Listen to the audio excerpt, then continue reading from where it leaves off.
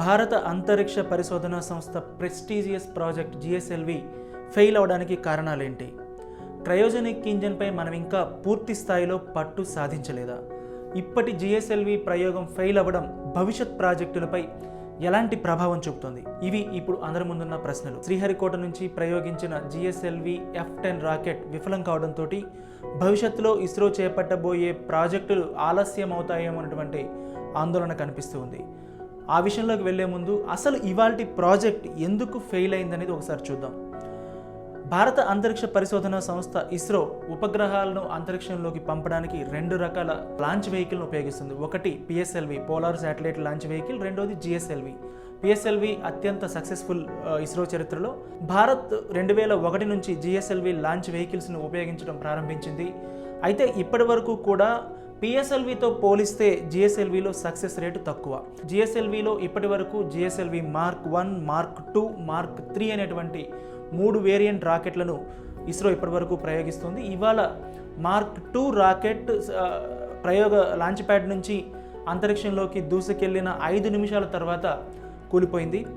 ఇవాళ ప్రయోగించిన రాకెట్ ద్వారా ఎర్త్ అబ్జర్వేషన్ శాటిలైట్ EOS-3ని అంతరిక్షంలోకి పంపాలనుకున్నారు. జియోసింక్రనస్ ఆర్బిట్లోకి ఈ ఉపగ్రహాన్ని ఉంచడం ద్వారా భూమిపైన ఉన్నటువంటి మరిన్ని ప్రాంతాలను డెప్త్గా పరిశీలించేటువంటి అవకాశం కలుగుతుంది.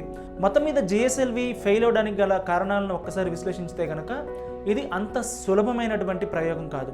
పిఎస్ఎల్వి ప్రతిసారి దాదాపుగా అన్ని సందర్భాల్లో సక్సెస్ అవుతున్నప్పటికీ జిఎస్ఎల్వి విషయంలో మాత్రం భారత్ కొద్దిగా ఇబ్బంది పడుతూ ఉంది. జిఎస్ఎల్వి Mark 1లో కేవలం 26% మాత్రమే సక్సెస్ రేటు ఉంటే జిఎస్ఎల్వి Mark 2 దగ్గర నుంచి భారత్ దేశీయంగా ఇంజన్లను అభివృద్ధి చేయడం మొదలుపెట్టింది. ఇందులో 80%కి పైగా సక్సెస్ రేట్ ఉంది. ఇవాళ మరొక ఫెయిల్యూర్ సంభవించింది. అయితే జిఎస్ఎల్వి రాకెట్లో ప్రధానంగా క్రయోజెనిక్ ఇంజిన్ను ఉపయోగిస్తారు.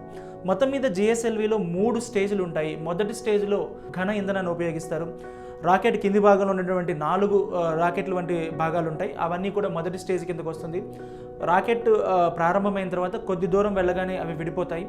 మధ్య భాగంలో రెండో స్టేజ్ ఉంటుంది. రెండో స్టేజ్లో లిక్విడ్ ఇంధనాన్ని ఉపయోగిస్తారు, ద్రవ ఇంధనాన్ని ఉపయోగిస్తారు. ఆ తర్వాత మూడో స్టేజ్ అనేది అసలైన దశ. ఇది క్రయోజెనిక్ దశ. ఈ ఇంజన్ను భారత్ 10 ఏళ్ల నుంచి దేశీయంగానే అభివృద్ధి చేస్తూ ఉంది. లిక్విడ్ హైడ్రోజన్ను, ఆక్సిజన్ను -100 డిగ్రీల సెంటీగ్రేడ్ వద్ద మిక్స్ చేసి ఈ క్రయోజెనిక్ ఇంధనాన్ని తయారు చేస్తారు. దీనిని ఆ స్టేజ్లో ఉంచడం అనేది అత్యంత కష్టమైన పని. అందుకే క్రయోజెనిక్ ఇంజన్లు ఎక్కువ శాతం ఫెయిల్ అవుతూ ఉంటాయి. భారత్ ఇప్పటి వరకు కూడా 8 సార్లు క్రయోజెనిక్ ఇంజన్లను రూపొందించింది, చాలాసార్లు సక్సెస్ సాధించింది కూడా. అయితే ఇవాళ జరిగినటువంటి ప్రయోగం ఫెయిల్ అవడంతో శాస్త్రవేత్తలందరూ కూడా డీలా పడ్డారు. 2010 తర్వాత ఇంతవరకు కూడా ఈ క్రయోజెనిక్ ఇంజన్లో ఫెయిల్యూర్ కనిపించలేదు. మొట్టమొదటిసారిగా ఇవాళ క్రయోజెనిక్ ఇంజన్ ఫెయిల్యూర్ అయింది. ఇవాళ జరిగిన విషయం ఏంటంటే రాకెట్ మొదటి 2 దశలు కూడా విజయవంతంగా పూర్తి చేసింది. క్రయోజెనిక్ దశకు వెళ్ళిన తర్వాత ఇంజన్ ఇగ్నైట్ అవ్వలేదు. క్రయోజెనిక్ ఎందుకు వాడతాము అంటే మిగిలిన సాధారణ రాకెట్లతో పోలిస్తే క్రయోజెనిక్ అత్యంత వేగంగా వెళ్తుంది. అంటే ఎక్కువ వెలాసిటీని ఇస్తుంది, ప్రొపెల్షన్ ఇస్తుంది.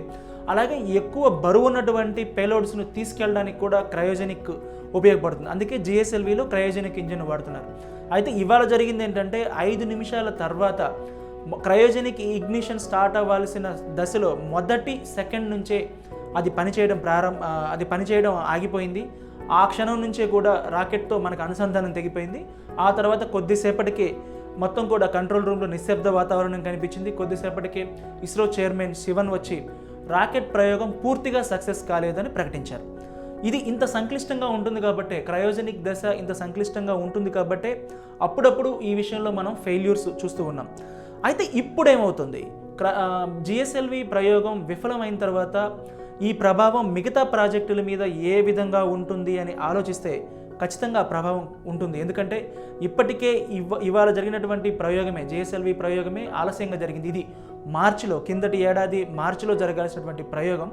అయితే పాండమిక్ కారణంగా అలాగే క్రయోజెనిక్ ఇంజన్లో తలెత్తినటువంటి వివిధ రకాల సమస్యలు చేయాల్సిన కారణంగా ఈ ప్రయోగం వాయిదా పడుతూ వచ్చింది. ఇప్పటికే సంవత్సరానికి పైగా అది ఆలస్యమైంది.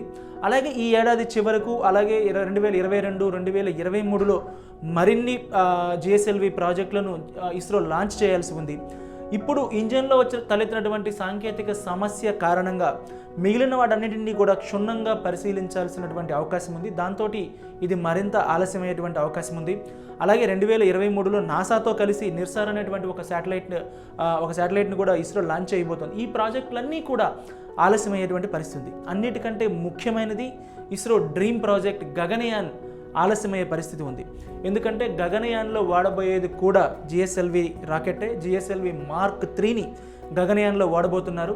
ఇప్పటికే దీనికి సంబంధించి ఇస్రో చాలా అంచనాలతో ఉంది, చాలా సన్నాహకాలు చేస్తుంది. ఎందుకంటే చంద్రయాన్ 2 ఫెయిల్ అయిన తర్వాత ఇస్రో దాదాపుగా డీలా పడిపోయింది. ఈ మధ్యలో కొన్ని ప్రయోగాలు సక్సెస్ అవడంతో పుంజుకుంది. గగనయాన్ ప్రాజెక్టు సన్నాహకాలను మొదలుపెట్టింది. గగనయానికి వెళ్లాల్సిన వ్యోమగాములకు రష్యాలో శిక్షణ కూడా ఇప్పించింది. ఇక దాదాపుగా డాక్యుమెంటేషన్ అంతా పూర్తయింది. రాకెట్ను నిర్మించే పనిలో కూడా ఉన్నారు. ఈ పరిస్థితుల్లో జిఎస్ఎల్వి ప్రయోగం విఫలం కావడం అనేది ఇస్రోని ఖచ్చితంగా ఆలోచనలో పడవేస్తుంది. ఆ గగనయాన్ ప్రాజెక్టును మరోసారి సమీక్షించుకోవాల్సినటువంటి అవకాశం ఉంటుంది. అలాగే టెక్నాలజీ విషయంలో కూడా మరోసారి క్రాస్ చెక్ చేయాల్సిన పరిస్థితి కూడా కనిపిస్తుంది. అయితే గగనయాన్కు వాడేటువంటి రాకెట్ మార్క్ 2 కాదు, మార్క్ 3. మార్క్ 3 అనే దాన్ని 2017లోనే ఇస్రో విజయవంతంగా ప్రయోగించింది. అయినప్పటికీ ఇవాళ జరిగినటువంటి ఫెయిల్యూర్ కారణంగా మరోసారి ఈ ప్రాజెక్టుని ఇంకోసారి జాగ్రత్తగా సమీక్షించుకోవాల్సినటువంటి అవసరం కనిపిస్తుంది. మొత్తం మీద ఇస్రో రాబోయే 2 ఏళ్లలో చేపట్టాల్సిన ప్రాజెక్టులతో పాటు గగనయాన్ ప్రాజెక్టు కూడా మరింత ఆలస్యమయ్యేటువంటి పరిస్థితి కనిపిస్తుంది.